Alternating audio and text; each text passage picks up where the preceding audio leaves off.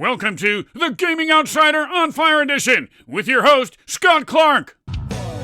Welcome to the Gaming Outsider Podcast. On this week's episode, Zack, Jacob, Alyssa, CB, and I answer questions from the community as is tradition for the first episode of each month.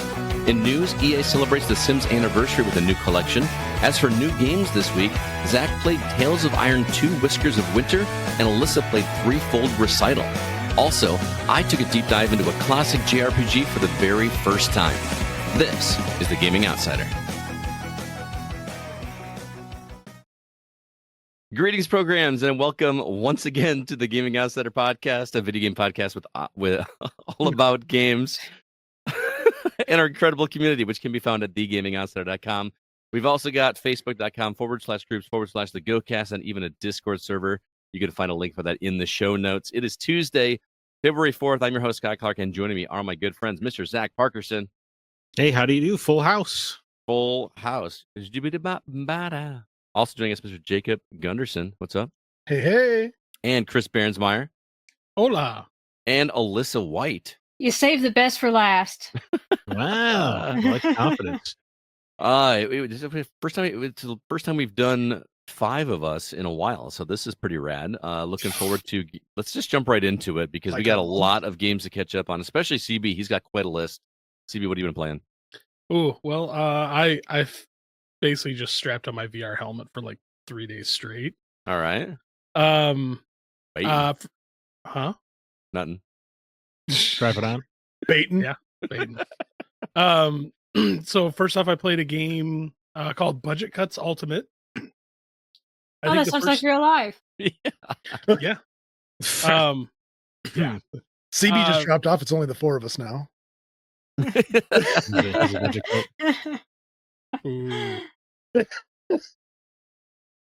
Can you at least hear me? I know.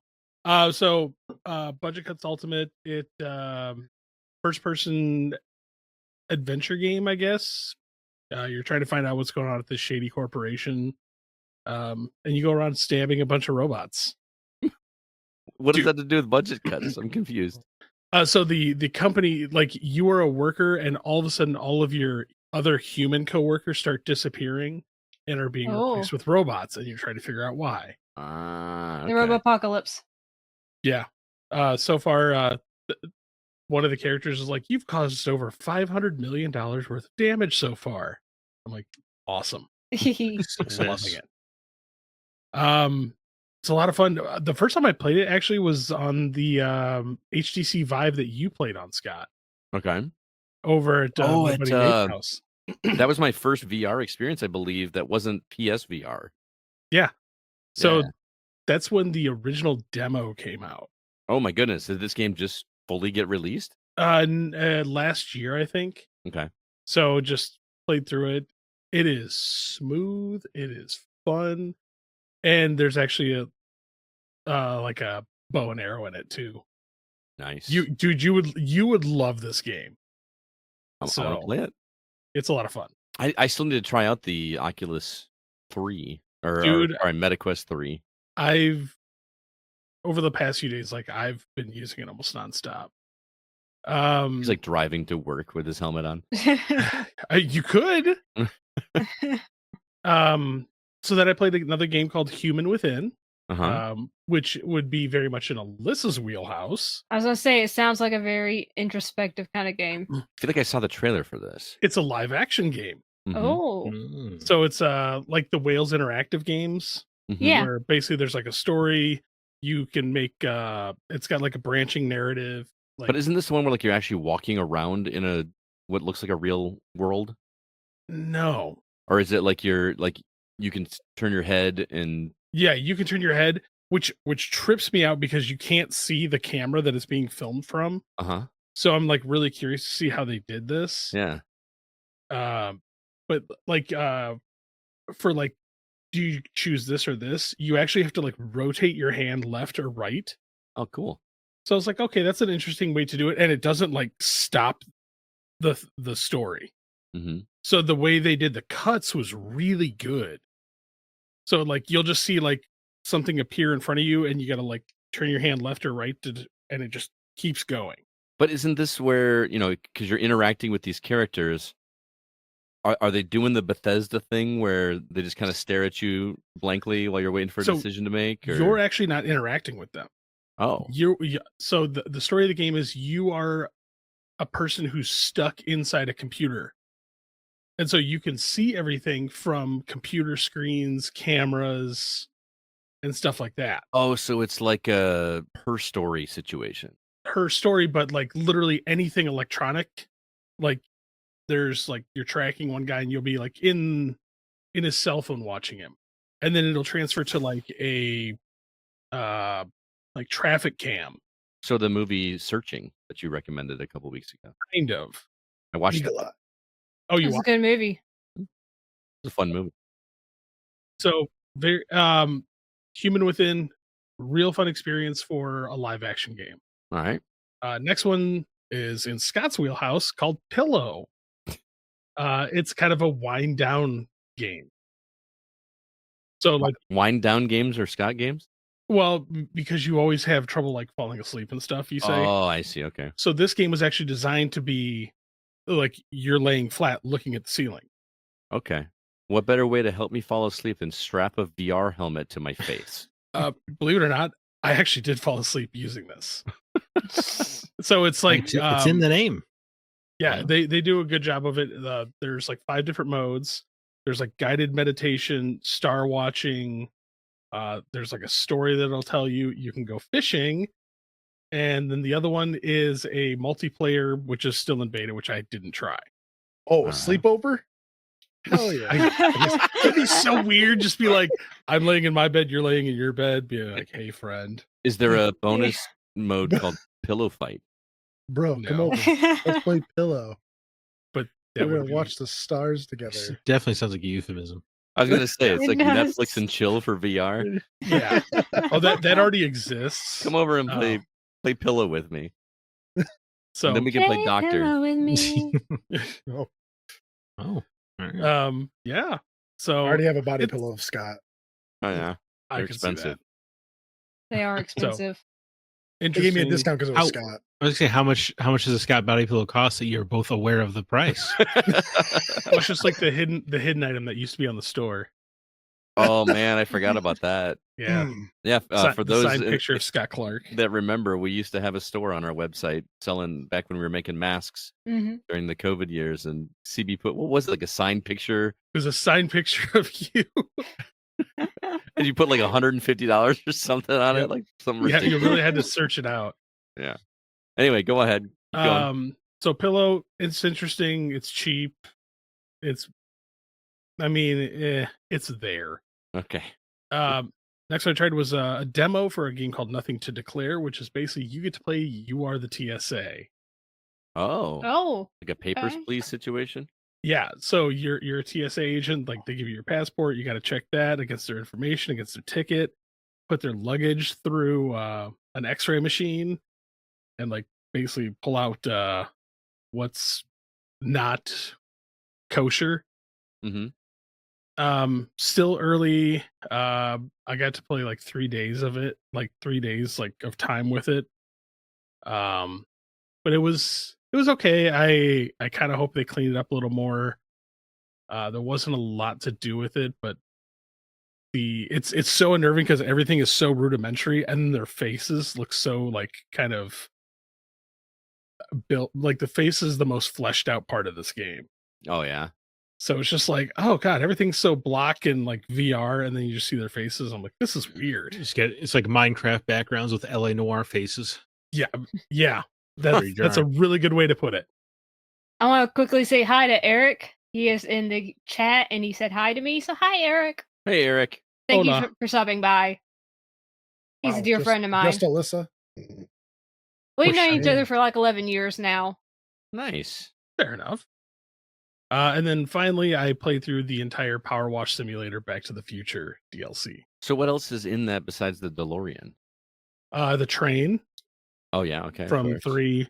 You get to clean the entire clock house. I was gonna say the clock tower has to be in there, right? Yeah, Yeah. Right. The clock tower. So you, but this is like the first time like you could actually go in and then like climb the stairs to the clock tower. Oh, Which I'm like, That's cool. you never saw this in any of the movies, so I'm like, okay, I like their idea of how to get up there. yeah. Do you think they Doc Brown's called van? Robert Zemeckis for the plans first? I thought you were gonna say, can you power wash Robert Zemeckis? It's The just power director? washing Robert Zemeckis, Publishing, just power washing a director. cleaning up the spots in his script. But yeah, it's Doc Brown's van, the DeLorean, the train, the clock tower, and there was like one other thing, and I can't remember what it was off the top of my head. How much is this DLC? It was like I got it on sale for like $5.99. Okay. Because I played one level of that. I think it was the first of the original where you did like a bike, like a motorbike or something like that. Mm-hmm.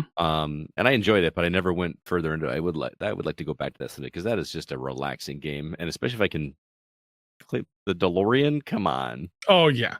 Oh, and you clean the theater from Back to the Future 2 with the Jaws hologram.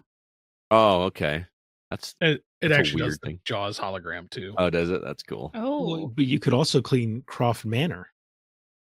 Yes, that too. Yeah. And I the bike from Final Fantasy VII as well. Yeah. Yep. The only ones that I haven't done now is I haven't done the SpongeBob ones, and now they have an Alice in Wonderland DLC. Did you say SpongeBob? Yep. There's no SpongeBob. There's a like whole. Who does live in a pineapple under the sea? Oh my goodness! Isn't there like a Wallace and Gromit one or something too? There's a million. There's Warhammer. There's Wow. It's a power washing enterprise, huh? If you do the Right. PC side load, like there's a bunch of them that Wow. are out there. Nice. Jake, what have you been playing, man? Oh my goodness. Still, I am refreshing my soul with sulfur, because I like shooting things. But Dynasty Warriors has gotten interesting, but the story is starting to really annoy me. oh Why is no. that? There's just lots of little things that they do over and over and over again, and I don't know if it was on purpose or trying to keep you educated on the story while you were playing it, but sitting down and playing through it all at once or a couple of chapters at a time, and they keep reiterating the same stuff or I don't want to say changing what they've already talked about, but it just once you kind of get the rhythm of how the story goes, it becomes almost predictable. And then it gets really annoying to me. Like the battle is fun, but all of the talking segments are just getting really bland for me. Oh, it's a And bummer, it's man. getting really hard to Mhm. actually pay attention to what's going on because I'm just not enthralled as I was when it first started. Gotcha. Is the gameplay still fun at least? Oh yeah, the gameplay is fun. It's gotten slightly harder, but that probably is getting close. Hopefully I'm getting close to the end. I've put probably about 30 hours into it. Nice. So yeah, the story is just I'm gonna see if I can write a review on it and explain more why it is starting to irritate me. But yeah, there's just some things in the game that just bug the hell out of me. Oh, sorry to hear that, man. As for me, I did another stint with Baldur's Gate 3 this weekend. Was hoping to finish it, but alas, we ran out of time. We reached what I believe is the final boss. It Ooh. seems very final boss-ish, and the first run we did it, I played it completely wrong. I realized the trick that you're supposed to do, so we decided to reset. But it was too late to start another run. So this weekend, hopefully, we're going to take out that final boss. It's really cool because again, I'm playing with Kevin and Paul, and there is a decision you have to make right before leading into that final boss. And again, Kevin and Paul are really good about not divulging anything and just letting me make these decisions. And after I made the decision, they both said that they did not make the decision I made. So they got to see a completely different way to tackle this final boss. So I just love this, and I can't wait to do this with somebody else that hasn't played it and let them make the decisions. It's gonna be great. I'm looking at you, Zach. We got to line up the schedules somehow. I don't know how we're gonna do that. Friday nights or something. Any day now. Yeah, we'll figure it out. So Hold on just a second. I got a I did play another game for about 20 seconds. I thought it was really good. And I'm trying to remember the name of it. So good, he quit after 20 seconds. Right. Oh, okay. So it's weird. It's not a normal game. Okay, so on a website called itch.io, you can download some indie games or whatever. It's called The Dark Queen of Morthalme. Morthalme? Whatever.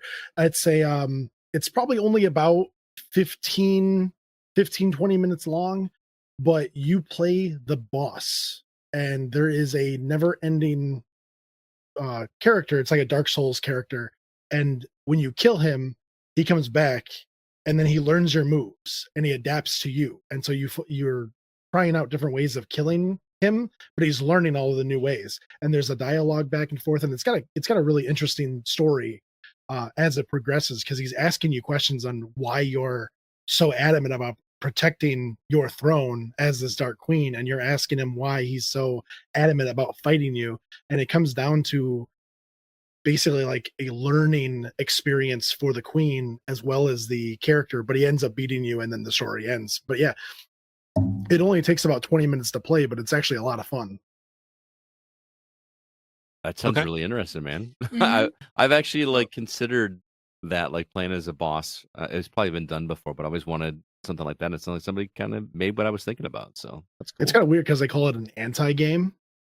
Like you're not actually playing the game; you're just kind of waiting for this guy to show up. Yeah, yeah.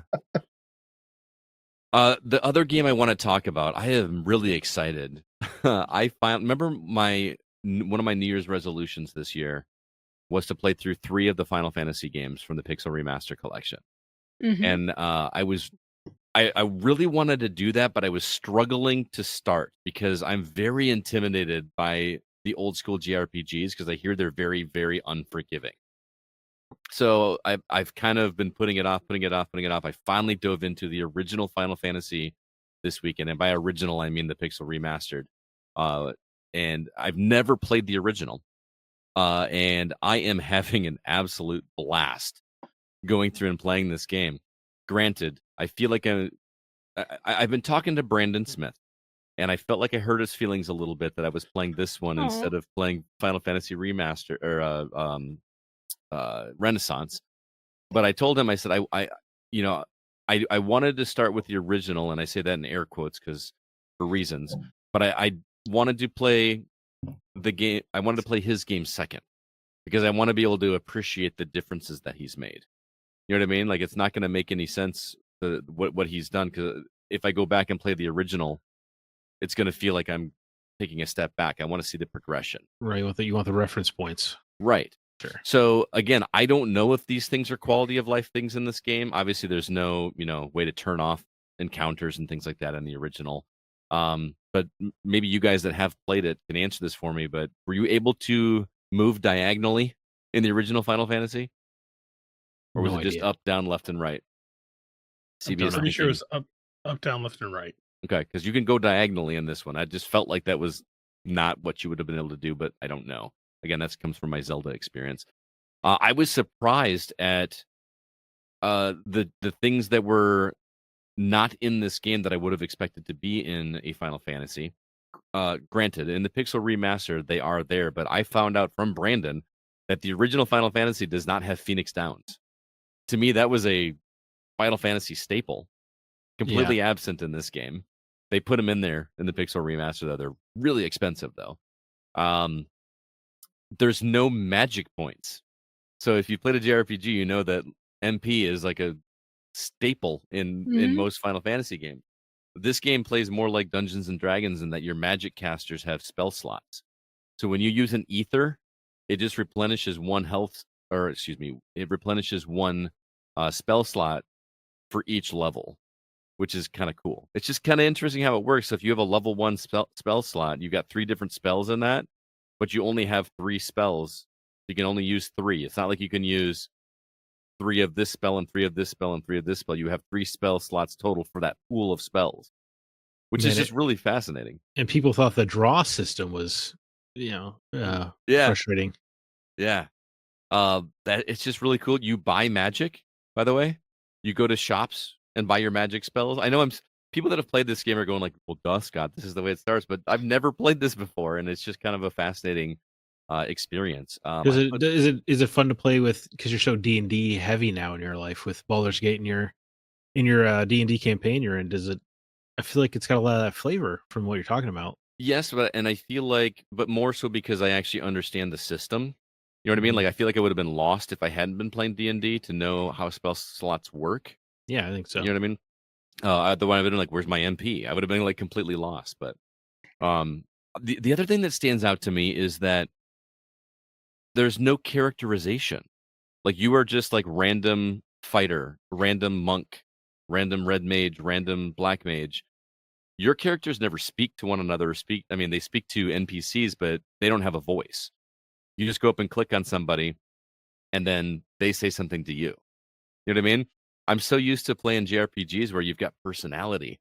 You know what I mean? It's just, I don't know. And I'm not knocking the game at all. It's just a fascinating experience to go back and see this stuff. Well, you make the story. Well, right. Yeah, that's the idea, right? It was a Sakaguchi's take on D&D, essentially. Yeah. Just really, really enjoying it. I'm probably like 7 or 8 hours into it. Again, CB, you know where I will be. I've got the first crystal, the first of 4 crystals. Do you think, Scott, you're going to be playing Stranger of Paradise, Final Fantasy Origins after this, so you can get the prequel origin story to Final Fantasy 1? Chaos. Yeah. Well, have you fought isn't there like a boss at the beginning of Final Fantasy 1 that you fight? Who's the first boss? Man. I don't know. I can't remember the name of it now. Scott's been is more close to than me right now. Have you met Garland? Garland? No, I don't think so. Knight? Okay. Mm-mm. I think he's one of the main threats in that game. Well, let me know when you do. I will remember that name. It does not ring a bell, but again, I'm kind of trying to fly through it because he might have some connections to Chaos. Yeah. Dude, that game rules. It's so dumb. It's the dumbest game I've ever played.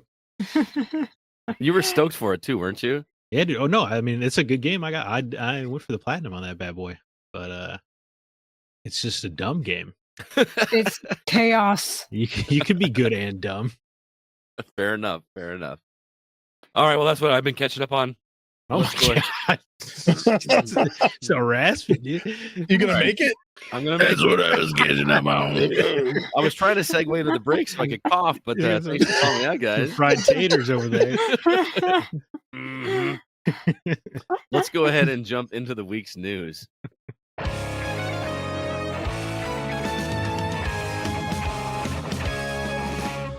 All right, let's. Needed a break there. I apologize. A couple new trailers to talk about. A game called Scar-Led Salvation on PS5, PS4, and PC was shown.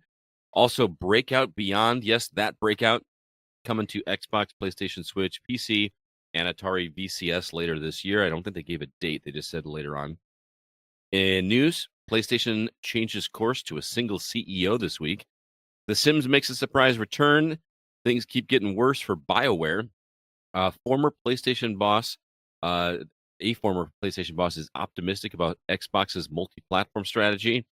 And classic cartoon-style shooter Mouse PI for Hire will not have microtransactions. Alyssa, you've been gone for a minute. What story you want to talk about? PlayStation changing course with its CEOs. Hideaki Nishino will be the sole CEO less than a year after the two-team CEO structure was implemented. Herman Hulst has been demoted to his old job as head of first-party studios, and he was also the man who thought Concord would be the next Star Wars. Funny how that works. Yep. Yeah, see, when there's 5 people, it's hard to I would just love to be in the boardroom and they're like, we're demoting you. Why? Yeah.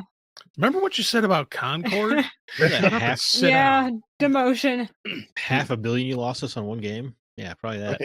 I will, dude. I think the story is fascinating because executives don't get demoted.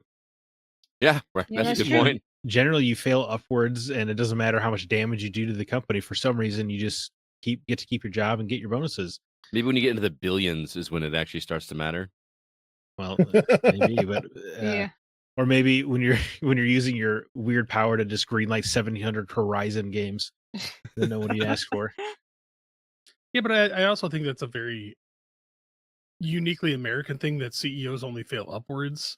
Sure. I mean, this is Yeah. not an American company. Like you are being held liable for your mistakes. Well, only somewhat. He still is in charge of first party, which is mind-boggling after Concord. Hmm. And Mhm. I mean, I guess he didn't. Well, no, because he would have been head of first party when Jim Ryan was CEO. So yeah, he was part of the let's put all of our first party studios on live service games thing. Yeah, this guy probably shouldn't be there. I think he's just been demoted, and then he's going to slowly fade into the trunk of a car. Wow. He failed upward, hit the ceiling, and rebounded. Yep. He's just hit the first branch on the way down. Right. Jacob, anything you want to talk about here? Oh, what did I say? A former PlayStation boss is optimistic about Xbox's multi-platform strategy. So, Sean Layden, former CEO and chairman, interviewed with Kiwi Talks. He said multi-platform is a strategy, particularly in the world where the cost of developing is increasing dramatically. He pointed out how well the shift to multi-platform worked for Sega after the Dreamcast didn't go so well as they had hoped. He said, "We've seen it before. I mean, it was he was in the business when Sega brought their Dreamcast titles to the PS2 in a time where Sega became a software-only company, and they turned out to have a great transformation in that respect. In terms of hardware, the Xbox Series X and S sales are reportedly behind the Xbox One at the same point in both of their life cycles, while the PS5 is outpacing the PS4. So if they're not doing so well on hardware, I could see why they'd want to take a step back and maybe redesign how they're making their sales and taking their sales to other platforms with the live stream service might be better than, or the streaming service, I guess, might be better course of action than, constantly trying to fight PlayStation. I think. Go ahead. I think this is interesting that it's coming from Sean Layden and not from Xbox. You know what I mean? It's like everybody else is saying that this is what Xbox is doing, but Xbox is not coming out right and saying it. I mean, they are with their actions, right? Yeah. I mean, you could almost wrap this up in the same story, but look what happened with Forza Horizon 5 this week. That's coming to PlayStation, guys. Yep. Sure. Microsoft first party game. First of many, I would assume. Xbox was PlayStation's biggest publisher last year. I mean, it's sales. It's like plain and simple. It's money. Sure.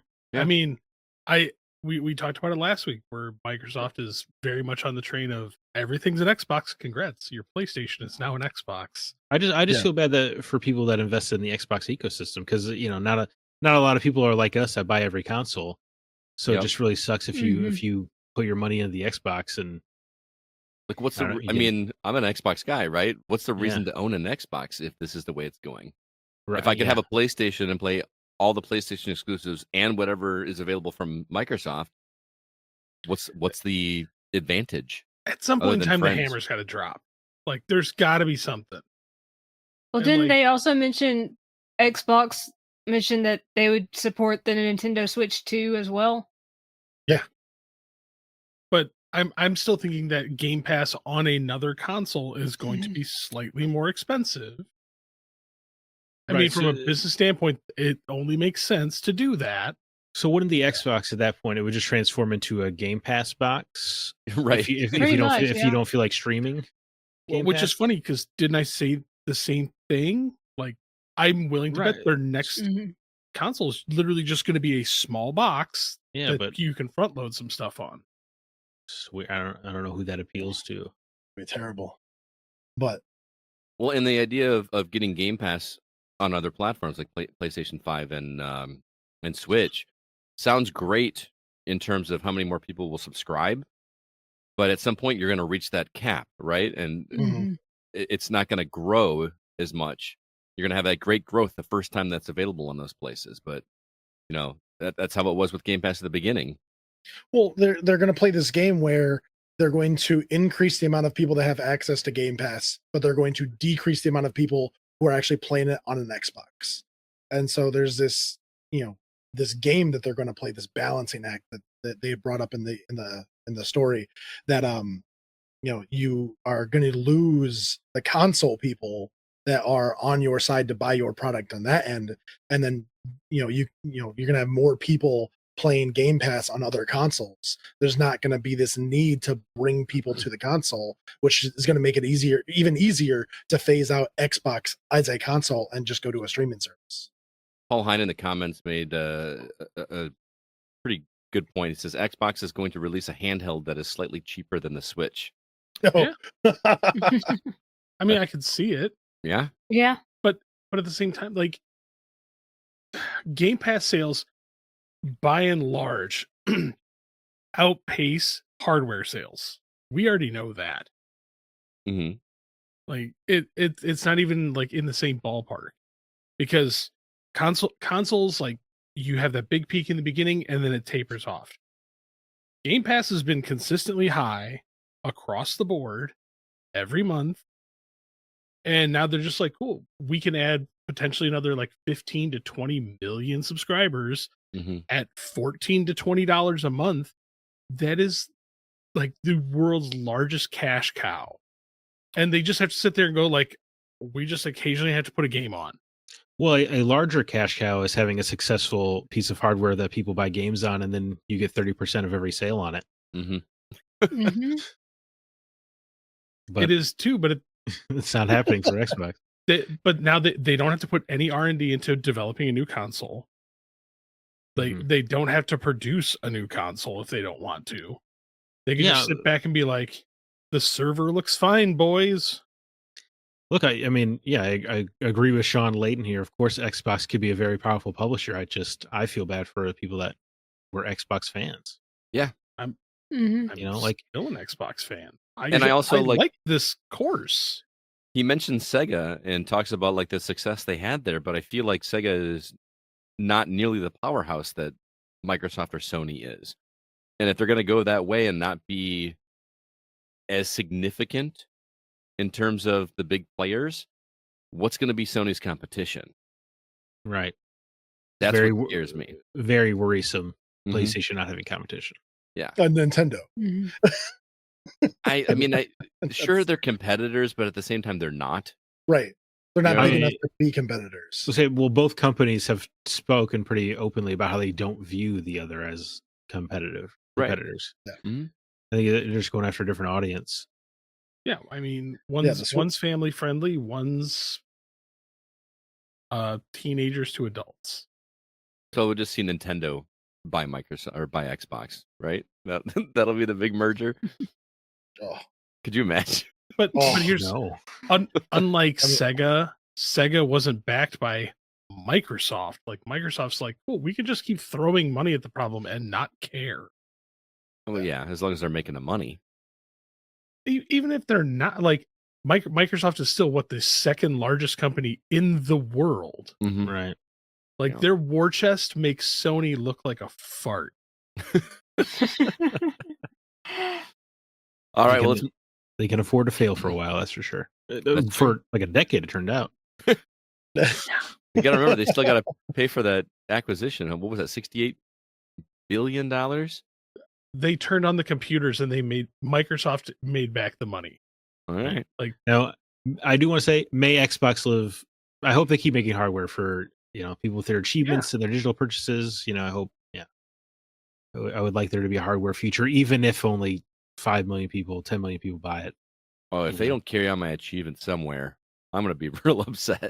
Yeah, it'll just shift into Game Pass. I hope so. I guess it's just another reason that trophies are better. Yeah, they'll be around. You're making a solid argument, Zack. Yeah, you are. All right, CB, what story you want to talk about? Oh, well, I guess somebody has to take the fall on the sword here, and BioWare's having some more bad times. What a downer you are, God. Yeah. Downer Debbie here. Layoffs and employee reallocations have hit the studio. Studio has been halved, less than 100 employees left. The longest tenured writers are now gone, leaving no original writers from Dragon Age or Mass Effect. But Mass Effect 5 is still in pre-production. But at this point in time, pack it in. But that's all they're doing, right? They're not doing more than one game at a time. They're just focusing on Mass Effect 5. I guess I should. They're calling it Mass Effect 4, right? I think I wrote this wrong because in my head Andromeda is 4, but I think they keep calling it Mass Effect 4, right? So that's my bad if I wrote it wrong. So yeah, Mass Effect 4. I don't want any Mass Effect fans hitting us up, you know. I mean, it makes actually, sense. Yeah. It's very sad for a company that has been around for a long time. Oh, for sure, yeah. And like just keep folding in and this is the problem, like we've all learned from so many companies in the past, don't put all your eggs in one basket. And they're now committing the cardinal sin. They're like, we're only going to focus on this. Yeah, because if that fails, then what? Then they close you. And so they don't have any other eggs, right? The Dragon Age 4 was a disaster, seemingly from both fans and sales. So like all they have left is Mass Effect. I mean, the smart answer is probably just try to have them make a new RPG, but I don't think EA is interested in that. Right. Yeah. Because the next Mass Effect is only going to be bad. I don't see any world where it's even decent. Like just nobody who is integral to Mass Effect is there anymore. They're gonna have the same heart in it, right? Yeah, that's sad. They're gonna pull an Alien 3, be like, oh, we cloned Shepard from this thing that we found. Yes, it is very much going to read like fan fiction. Absolutely. Like, and it's sad because like BioWare, like the company that started Baldur's Gate, right? Like, I mean, look at the industry. There's a lot of big name companies, big name studios that are just going down.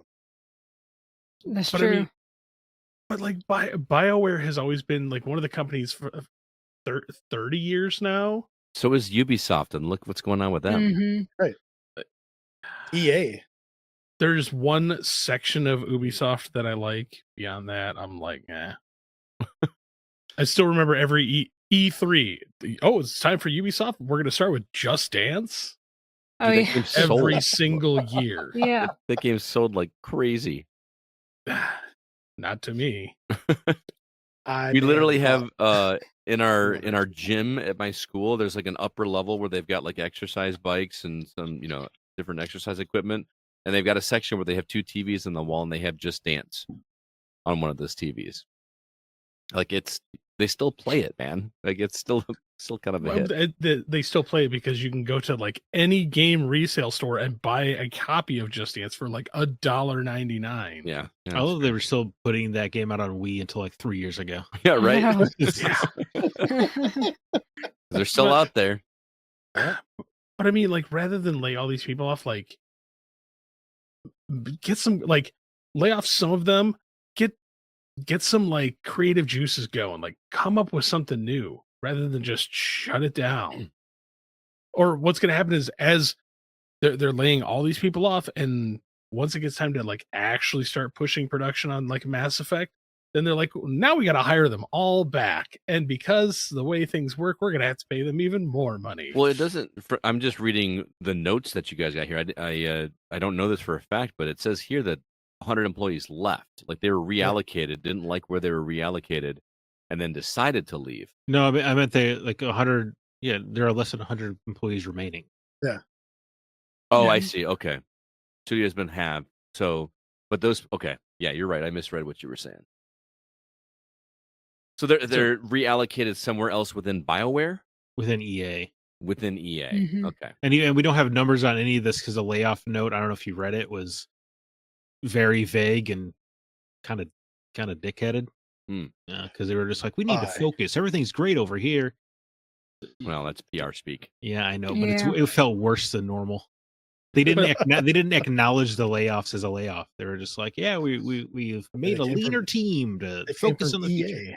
What do you want? But see, I like what EA did in a sense that they're like, hey, like we need to trim the studio down. Like we have other things that need focus right now. So we're going to pull you out of this and plug you over here if you still want a job. Except of course, the writers, the most important part of BioWare. Those people are gone. Adios. Yeah. Well, Paul has some good news in the chat. He says, after cleaning house, it is rumored that BioWare will bring back some OG Mass Effect writers and designers for the next game after the poop show that was Veilguard. Again, that's rumor. I was gonna say, I don't know. That's not good news. Paul, does your uncle work at BioWare? So, see, my thing is, if I was an original Mass Effect writer, and they're like, "Hey, we just like gutted the entire company. Would you like to come back and write for nobody?" Yeah, ruined ourselves. Especially if they gotta like relocate, and like that seems like a gamble. I don't know.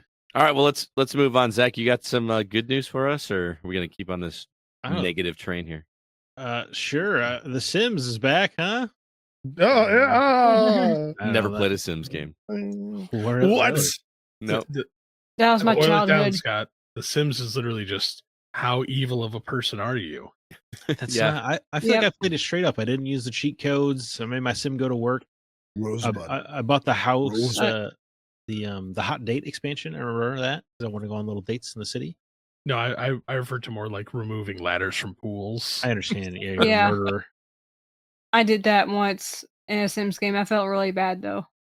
Wait till they put the baby in the thing and just be like, nope, that's gone now. I was boring. I never had it in me to be an evil god. I don't think I could do it either. Clown came to your house. Oh yeah, that clown.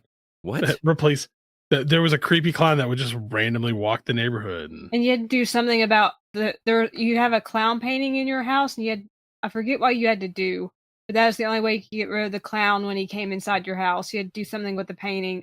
Did you have to burn it, maybe? I can't remember. This game sounds way darker than I ever knew. There's some dark stuff in The Sims, man. I mean, when you die, the Grim Reaper shows up, right? Yeah. Yeah. That's pretty dark.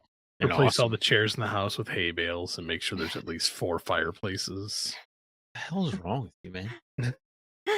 So what's the news about Sims, Zach? The Sims Legacy Collection. They've remastered Sims 1 and 2, essentially. They put together little bundles. You can get the Sims 1 with all of its DLC for $20, or the Sims 2 with all of its DLC for $30, or you can get them together as a bundle for $40.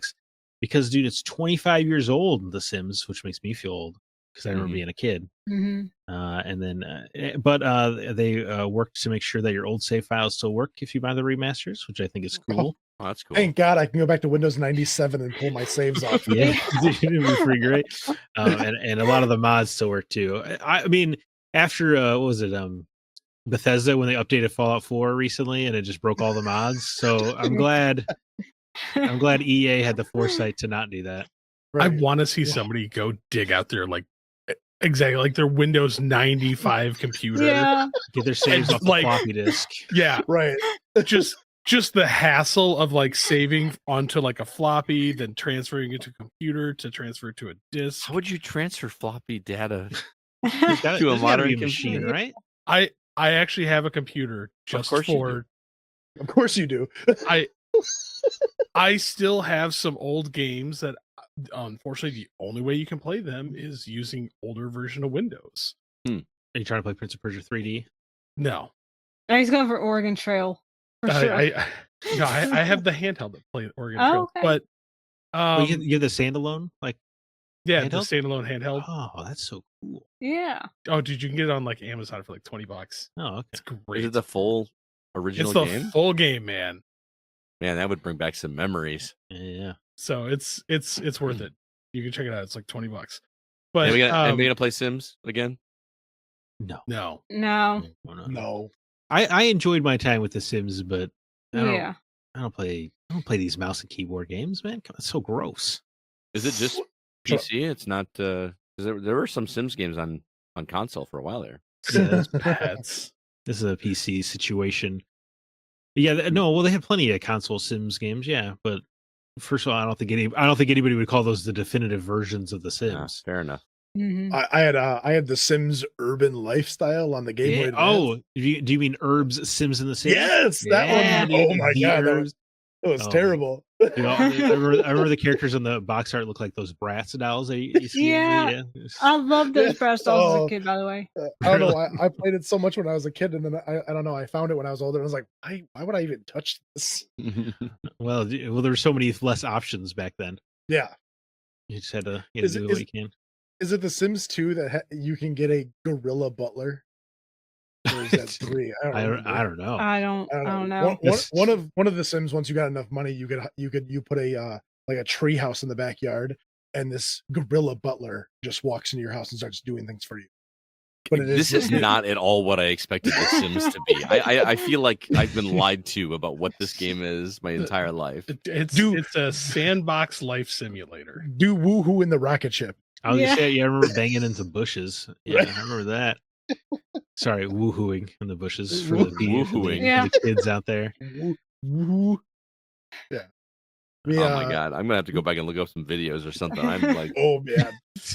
I think the good one is Sims 3 because that like find the videos where they do reworks of it because they're like, if your kid is in school and a meteor strikes, they all die. Or something, but that was a rework they had to do because they would survive the meteor strike or something. Whoa, these kids are, and that's how they got the superpowers, right? You can't make woohoo with death anymore because you could romance anyone you could talk to. Oh, there you go, Scott. Paul Hines says Sims can be played on the Steam Deck with the full expansion set. So there you go. There you go. There you go. Perfect. I just remember in the original Sims the cheat code for plus $1,000 was Rosebud. And then you could just delete the mailbox and never get bills again. I did not know about that one, but I did know the Rosebud cheat code. Is that how it works in real life? I was gonna say, yeah. Wait a second. Should I be like destroying my mailroom? or my favorite, like Jake? Did you ever build the house above the ground?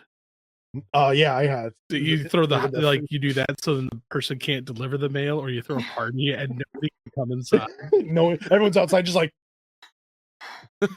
Man, you guys were way more fun than I was. I was like, I'm gonna listen to the rules. Well, I remember the first time I accidentally discovered that you could build a house above the ground because I built a 2-story house and accidentally deleted the first floor. Jeez, and I'm like, flying house. For some reason my house is still floating. How does the plumbing work? Does it just deposit into the magic world? I have Bluetooth pipes.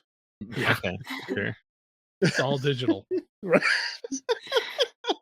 You guys are legit making me want to try these games now. Dude, Sims is a lot of fun. If you've never played it before, Scott, it's worth a play. It is. The worst part about it is like if you try to raise a kid and your Sim is unhappy, they will not tend to the kid. They'll just like, oh, I don't have time for this. I want to go cry. They will corner. ignore the child. They'll just Also, it's like real life. They say I didn't realize they had a simulation for my mom in the game. That's pretty cool. Let's all hug Zack. Childhood trauma simulator.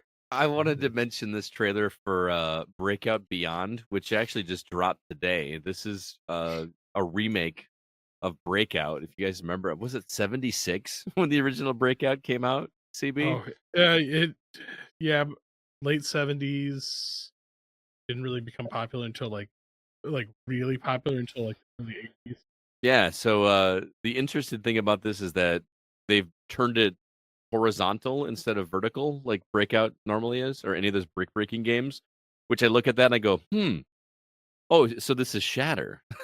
I was just like, no, this is, like, you were like, it turns, so I'm like, Shatter? Yeah, exactly. But I gotta toot my own horn for a second, because I watched this trailer and I was like, man, this sure sounds like Grant Henry music, and maybe it's not. Maybe he didn't do the music for the trailer, but I was like, this sure seems like something that Grant would do. Lo and behold, Grant is doing the music on this. He didn't know they were dropping the trailer already, and he confirmed that he did the sound for this game. So shout out to Grant Henry and Stemmage. It's just so cool. Whenever he gets a gig like this, it just makes me smile. Very, very happy for that dude. Yeah, it's awesome. I mean, it's enough to make me want to play Breakout Beyond. I'll probably have to support this now. Yeah, dude, totally. Totally gonna have to pick that up for sure. So gotta find out what his contract says. It's a percentage of every sale. We'll go buy 10 of them. That's right. I'll buy my friends a copy. Right. Exactly. All right, well, let's go ahead and jump into the new games that we've been playing.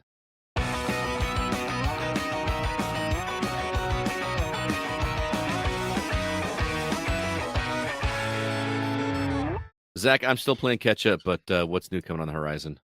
A game about digging a hole comes to PC February 7th. No, that's actually the title. Yeah. It's a title and a description all wrapped up into one. Civilization 7 makes its way to PS5, Xbox Series consoles, Switch, and PC February 11th. Undying, a zombie survival game, comes to all consoles February 11th, getting ported from the PC. Tiny Terry's Turbo Trip, one of Grant's picks for the best games of last year, comes to PS5 and Switch February 13th. Recall Empty Wishes comes to PS5, Xbox Series consoles, Switch, and PC February 13th. Slime Heroes, a slimy roguelike, or Souls-like, one of those two, comes to Xbox Series consoles, Xbox One, Switch, and PC February 13th. And then Metal Suits Counterattack comes to all consoles and PC February 13th. Jake, it sounds like a game about digging a hole is what you're into this week. Dig your hole, dig your hole. Yeah, I don't know what's up with those weird ass games, but I don't know. I gotta play them. They're so weird and like not gonna get a lot of, I don't know, attention or whatever. I give my attention to them. But I'll throw like 40 hours into Chair it. Simulator. I'll throw like 40 hours into it. I don't care. All right. What about you, Alyssa? I have 2. Undying looks like it could be really interesting. Mother and son having to, get through the zombie apocalypse. And she's ill, right? Like, doesn't she have like a terminal illness or something? She's infected with zombie disease. Oh, yeah, I thought it was something else. She's in turn. That makes sense. She's got tuberculosis. Oh no, not the Making a TV. comeback. Well. And then Recall Empty Wishes. It doesn't show you much in the trailer, like about what the game is exactly, but it looks like it'd be right at my alley. Like it's got kind of like spooky vibes, but I don't know. We'll have to see about it. Yeah, I mean that's I thought of you when I watched that trailer for sure. Oh, thank you. What about you, CB? I'm digging a hole. Yeah, dude. As men are wont to do. I saw this trailer though, like Jake said, and I'm just like, digging a hole sounds kind of fun.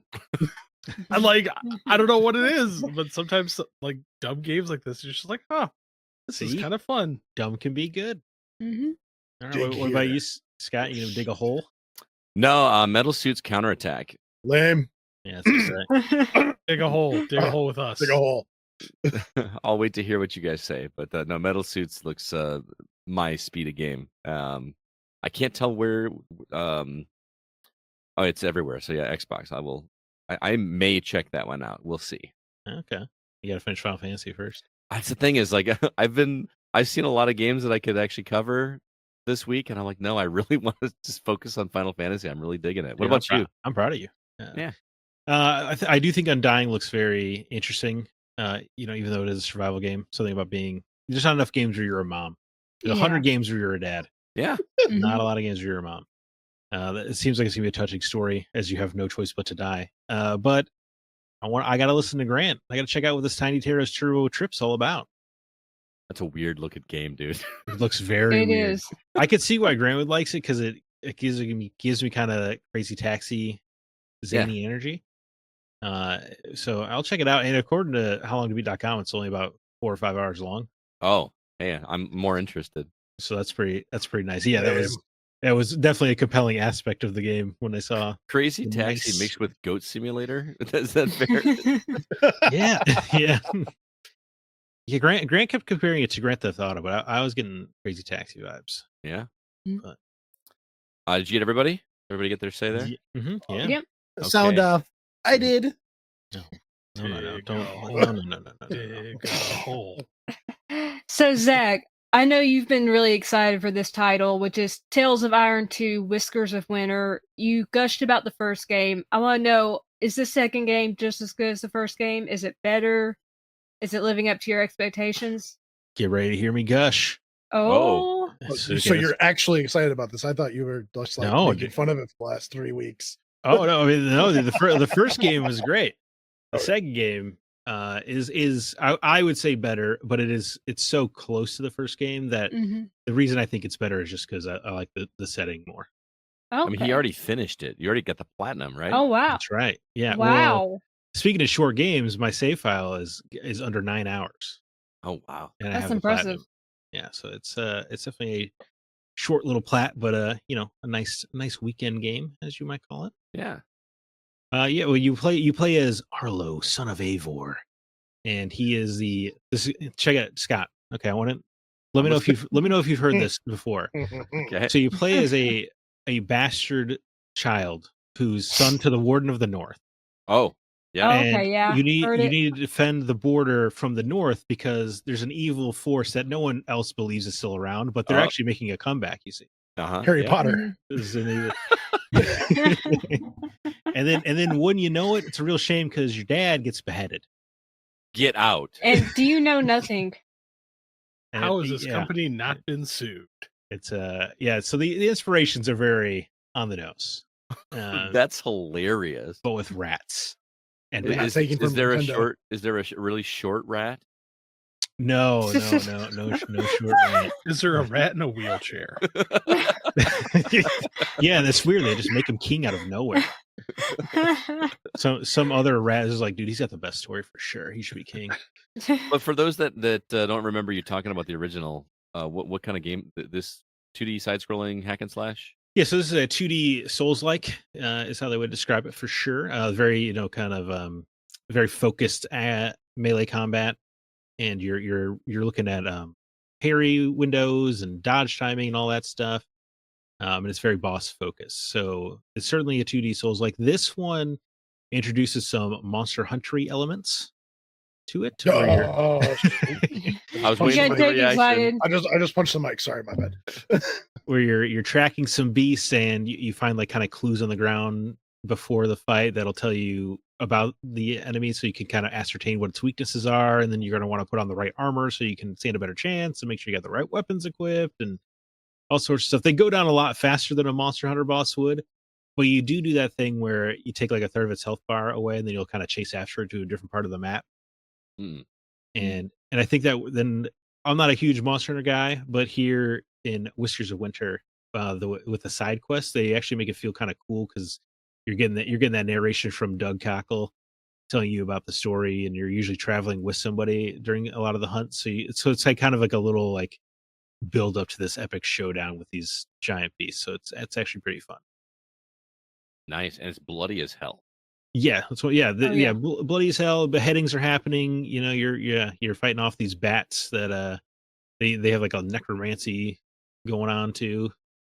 As you might expect from the White Walkers, essentially. I mean, there's an undead dragon you have to fight, or sorry, a sky scorcher, as they call it.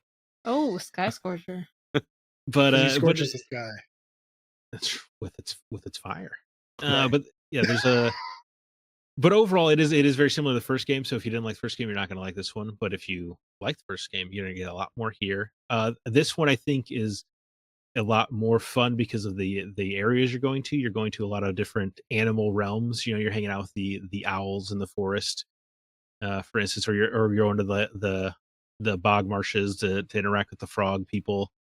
It's just kind of cool, and they do a lot of interesting setup for the world and whatnot. And of course you get a grappling hook because every game needs a grappling hook. Grappling hooks make everything better. They sure do. But and the combat is improved because they gave you invincibility frames during a dodge now. The first game didn't have that. Your iframes, that's kind of standard in most action games. So it was definitely a different feel, but once I got used to it, way into it, they did introduce a crafting system that I don't think adds much to the game. It doesn't really detract anything either.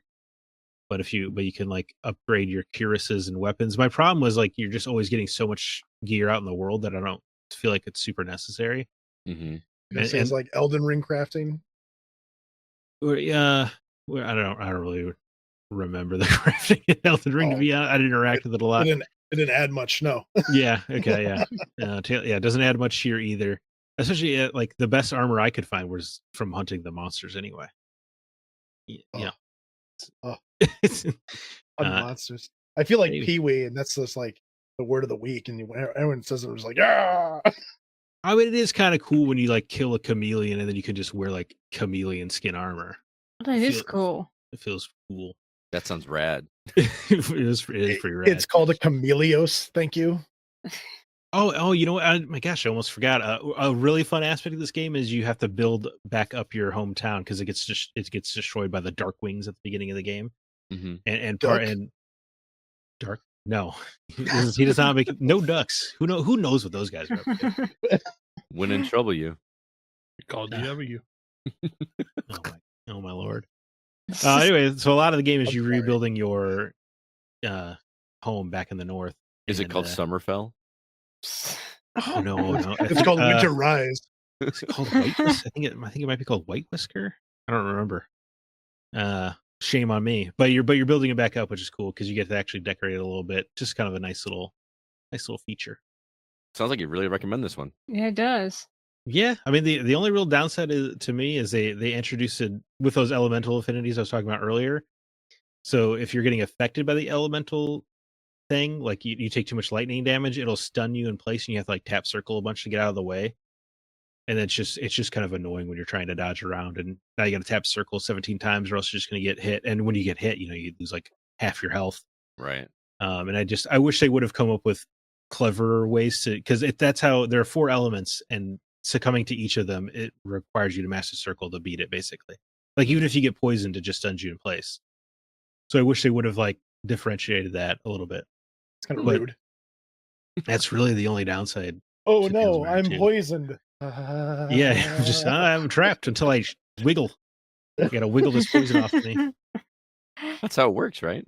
Yeah, dude. CB, you're at EMT. Like, somebody gets poisoned. Yes. If I get bit by a snake, I can just wiggle. Yeah, just wiggle it out. Oh no, it's a copperhead. Yeah, so I do think overall better than the first game. I like the story more. I liked Arlo quite a bit. Our main character, he's cool. And if you're a fan of the first game, you're gonna get a lot of joy in this one.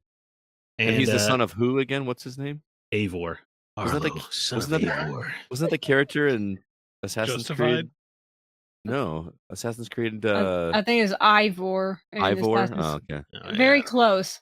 Ivor, throw the switch. But that's Igor. Oh. What the hell's going on in this podcast? These are the rails, and we've gone way off them. Dude, they do wrap up the story here, but the setup they have for a potential third game, excellent. Yeah, I really hope there's a Tales of Iron 3 because what they set up for the next game is, dude, it's pretty exciting. Does it feel like it's going to be a trilogy, or? I would be surprised if it was not a trilogy. Okay. I guess it's ultimately going to depend on sales, obviously, but the way this game ends off is it's a little middle. It feels middle chaptery, not in a negative way, because it does wrap up the story it's telling, but it does a very admirable job of setting up the next one while it's at it. That's awesome. Which is cool. And it's only $24.99. Yeah, it's a great and a very reasonable length, as I was telling you. Yeah, you can do everything. I mean, not everybody's as good at games as you are, man. So your 9 hours is probably like my 25, but maybe. Oh, don't say that, Scott. Yeah, you're better at games than you think you are. No, I'm really not. If there weren't for strategy guides and online help, I would not get through a lot of these games. I don't know, man. Oh, Alyssa, I want to talk to you about a game you've been playing called Threefold Recital, which, just at glance of the trailer is like, oh yeah, this is an Alyssa game. Not really sure what's going on though. I see a bunch of really attractive looking animals. Like there's a wolf that's just like really buffed, and then there's like a snake. It's got a snake body, but then a female upper torso. Like what is going on with this game? Okay, so Threefold Recital, you play as 3 different animals. Triratna. If I say these names wrong, I'm so sorry. He's the buff wolf. There's, I believe, a red panda. His name is Tai King. And then Transia is the female snake creature. And they each have their own special ability. And you go through different chapters, and each chapter is a different mystery. And you're playing as a certain character in each chapter. So you'll play one chapter where you're Triratna, and you're stuck in a basement. You have to figure out how to get out of the basement, and you learn his ability is to sever karma ties. And then you play as Tai King, and Tai King is a priest, but he gets pulled into police business and a murder mystery happens. And then Transia is at a haunted painting studio and she can travel through murals, and you just see how these characters all have their own unique abilities, and it's just so much fun. It's a very gentle game. It could probably be considered a cozy game, if you would like to call it that. It's got a lot of dialogue, so it has a visual novel aspect to it. It's got some very gentle platforming. I mean, I can do the platforming in this game, so it's very easy if I'm not cursing, and I'm not cursing. There are some mini games and puzzles to solve, so you got a little bit of everything in this. The mini games cracked me up in the trailer. There's one that looks like one of those toys from the 80s where it's like a water tank with rings in it, and you squeeze the buttons to get the rings up over on top of the sticks. Yeah, I haven't played that one yet. I'm still playing this game, but I haven't come across that, but there have been some other ones. That brought back some memories in the trailer. I do remember playing that, though, as a kid. Never won. Well, you're playing this on Steam Deck. You said it runs great there? It does. It runs beautifully.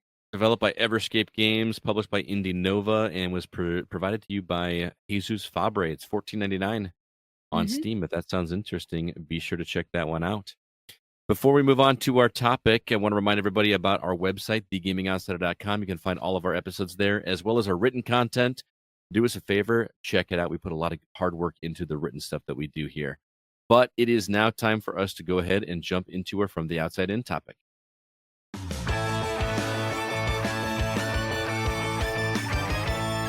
It makes me so happy that we are all here for community questions. I feel like somebody's always missing whenever we do this, right? But we're all here. I get to do this once a month. We ask on our social media outlets for people to provide some questions, and we try to answer them on the show here. So we're going to kick things off over on Facebook. CB, why don't you start off? Oh, man. Caught unawares. No. What if anybody my thing scrolled like all the way to the top all of a sudden. If anybody here for the live stream has a question, they can ask it in the chat as well. Good call. Yes. Yeah. All right. Well, first up on Facebook, we have Stuart Beneman. What is the one video game that you think you've spent more hours on than any other game, not counting online games such as Call of Duty? Ooh. Unfortunately, like my largest one is online. It's called World of Warcraft. Followed by EverQuest. Not counting online games. Not. Yeah. I said if those were included, that would be the order in which they If are. I disregarded your question and instead answered my own, But would be the next closest thing I can think of would be Fallout 4. 3 was going to be mine. One of mine.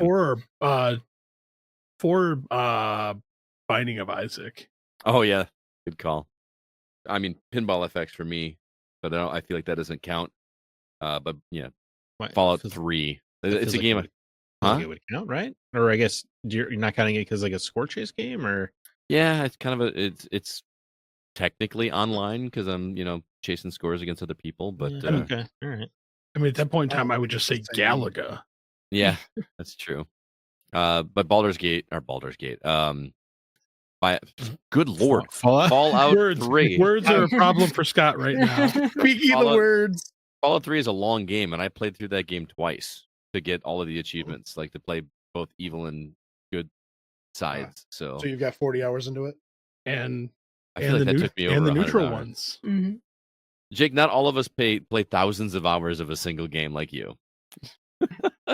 You might save me to the end. I mean, at this point, Balatro. It's got to be getting up there, right? And I'm only at like 38% of completion of that game, which is nuts to me. Oh, but speaking of which, Scott, because I know you've asked me before, I did hit that number. Oh, you started getting exponents? Yeah, I got stupidly high into the exponents. Yeah. So it's pretty fun, isn't it? Yeah. Alyssa, what about you? What game do you think you've put the most time in? It's one of two. It's either Skyrim or it's Animal Crossing New Horizons. Both of them were in the 200-hour mark. I just don't know which one had more. So it's one of those two. I need to get back into Skyrim again before I start forgetting how to play. Don't want to give up on that game again. Swing the sword, heal. Don't let it get away from you, man. I know, right? Seriously. Paul Hine had a question in the comment. He said, some of you are Steam Deck folks. Other than Switch 2, what features or specs would it take for you to get a new handheld? Dude, Jake and I got skipped on the last question. Yeah. All right, Paul, hold that thought. Just Zach. saying. Zach, what game have you spent most hours in? Well, I just hit 366 hours in Red Dead Redemption 2. I saw that coming. Oh. I think that's why I just instinctively skipped, because we all knew the answer. Yeah. Much like we instinctively know Jake's answer. Yeah. Well, I have questions. Okay. We have answers. Let's say the other one I would think of would be Sands of Time, because I beat it hundreds of times when I was a kid. Mm-hmm. But there's no way to track those numbers. And you can beat that game in like 3 hours. When you played it as much as I did anyway. Do you mean literally hundreds of times? Yes, surely. Wow. Literally hundreds of times, yeah. Yeah, it's got to be up there then. I have guided friends through the game over the phone. Yes, go left. So when a remake comes out, I wonder if it's going to be right. There'll be a microscopic difference, and I'll be like, they screwed it up. Yeah, right. They're just going to mess with Zack and mirror everything. Instead of going left, you go right this time. Yeah, that probably would damage my brain. Oh, that'd be fun to witness, though. Watching Zack doing that. What about you, Jake? What are your questions? You had questions? Okay, so does it have to be on the same game, even though it's in the same series? So you're talking about your 20,000? You're talking about your 20,000 hours of Monster Hunter? Is that franchise? I've been playing Monster Hunter since day one. I bought it on the release in 2014 or 2004. My bad. I have capped out hours in the save menus or the save files 4 or 5 times on different games on Monster Hunter, which they cap out at 1,000. So that's at least 5,000 hours in Monster Hunter. But I mean, that's spanning different games over different times. Do you know which Monster Hunter you played the most? Oh God, I guess probably Freedom 2. Okay, that was kind of it was on the PSP. Yeah, and I had a lot of freedom. I had a lot of freedom playing that game, so I did it at school. I did it at home. I did it wherever I could, as often as I could. The next one up from that, or I guess down from that, would probably be Factorio. Steam says I have 5,000 hours into it. I don't believe that. I think it's closer to 3,000 hours. And the one right. It sounds like splitting hairs on the surface, but that is 2,000 extra hours. Yeah. 3,000 hours though, dude. Oh my God. The one below that would probably be Project Zomboid. I've got probably about 1,500 hours into that. I'm putting up rookie numbers on Red Dead too. And then the one I'm trying to think of which one is under that. Oh, Skyrim. Skyrim's probably got 800 hours in it. So I thought you didn't like Skyrim. Every time I bring up Skyrim, you scoff. Oh yeah, because I laugh because I've done everything in that game like 5 times. Oh, okay. I do laugh that Paul Hine says any person who's played an MMO is laughing at hours measured in 3 digits. I played Call of Duty for probably 5 hours a night, if not longer a night, for 7 years. So, and that was Call of Duty 2. Well, I mean, Call of Duty 2, Modern Warfare 2. Yeah, World of Warcraft. We'll pull up the World of Warcraft numbers. Let's do it. All right, so since we've caved it on the online anyway, Scott, I feel like both of our answers, if we included online, would be Gears of War 2, right? Probably, man. There was like a good 2 years. That was just like every night of every week we were getting some hours in. Got room. Okay. I stopped playing World of Warcraft in 2010. Okay. My hours on one character alone was over 6,500 hours. I'm glad you stopped. One character. Sounds like a problem. Stop. Get some help. Like my Is that wife Michael was Jordan? Huh? Stop. Get some Get help. some help. Yeah. Like even my wife brought it up. She's like, because she found like a couple of my old World of Warcraft posters. She's like, I remember when you used to come home and play that for like 10 hours a night. Wow, she married you anyway, though. Huh? Right. Yep. Man. You were definitely selling me on never playing an MMO. Like, I need that satisfaction of completion, and I just apparently you don't get that in those games. No, you really do. The problem is, like once you climb that mountain and you get to the top, and then it's just like, okay, I'm gonna do my daily quest. Like that stupid phone game that you were like, I gotta do my dailies, man. Oh yeah, dude, I remember that game. We were in LA. I forgot what it was called. It was like the 3 crystals on either side of the map. Yeah, And But that's the problem is like once you get to that point in the game where it's like, okay, I gotta do my dailies to maintain like this so I can keep progressing. Like when the next expansion comes out, that's where my problem like hit. I was just like, I'm spending so much time to maintain the slight edge that I have. So when the next expansion comes out, I can be like just a little bit ahead. Yeah, I'm good. Yeah. I like to finish a game and move on. But I mean, there's something to be said about that. Like if you're paying the $15 a month, Yeah, and your that's money's worth. all you're playing, you're spending less money than $15 a month for Game Pass. right. Are you playing at least one Game Pass game a month? No. Mm-mm. Failure. $15, little Not man. getting your money's worth. In my hand. If that money doesn't show that you Yo, owe yo, me. yo. Whoa. Whoa. More stay in the times. What just happened? Oh man, Oh, God. Jacob's Oh, wife just God. dropped and entered the chat and said, it was Hello, Tundra Pong champion Tundra Melinda Pong. Gunderson. Yes. She won Thunder Pong this past weekend. It's a beer pong tournament we have at my house every year for those that aren't familiar. Mindy says it was easy to do that with WoW. I had more hours than I cared to think of over the 7 years I played. So yeah. Oh, so that's why Jake's still married. His Yeah. wife also plays. Okay. Yes. And she's a solid player. Played some Diablo 4 with her and Jake one night many moons ago. Well, she All plays right. Monster Hunter with me, so Look at you, man. Okay, everybody answered now? Am I okay? Did I forget anybody? Yes, you can move Yeah, on. no, I I like think how- we're good. I like how he acts like we're the assholes. No, Right. I apologize. It's hard to keep Am I this, good, guys? Can I move on now, please? Yeah, It's yeah. hard to keep this Okay, flowing with with you. 5 people. All right. Paul Hines' comment was, some of you are Steam Deck folks. Other than Switch 2, what features or specs would it take for you to get a new handheld? Legion Go 2, Claw 8, ROG Ally X2? He's saying a bunch of handhelds I'm not even familiar with. So familiarity, I guess, would be my answer. I mean, I know the ROG Ally and things like that, but what do you think, guys? What would get you to go from a Steam Deck or a Switch 2 to one of those?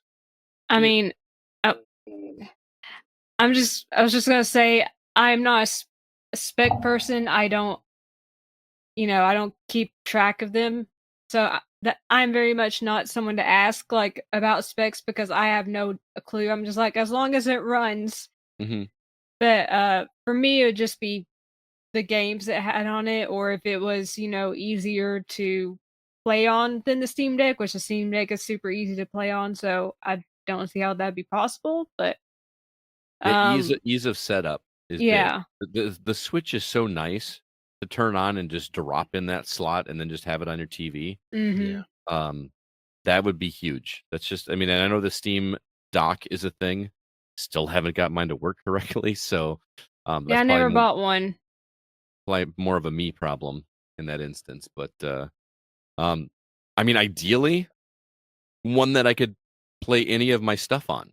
Mhm. If I could play my Xbox games, my PlayStation games, my Switch games, Yeah, and my that'd be Steam awesome. games, just on one handheld thing and take them with me wherever I go, instead of carrying my Steam Deck and my Switch with me whenever I travel, and then still not be able to play my Xbox games. That's but I know that's never going to happen.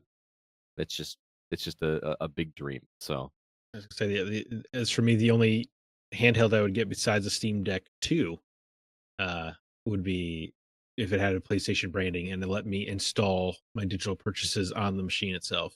right. Something I can think of that would get me. Otherwise, I'm good to just live in the Steam Deck and Switch ecosystems. I kind of am as well. Me too. CB?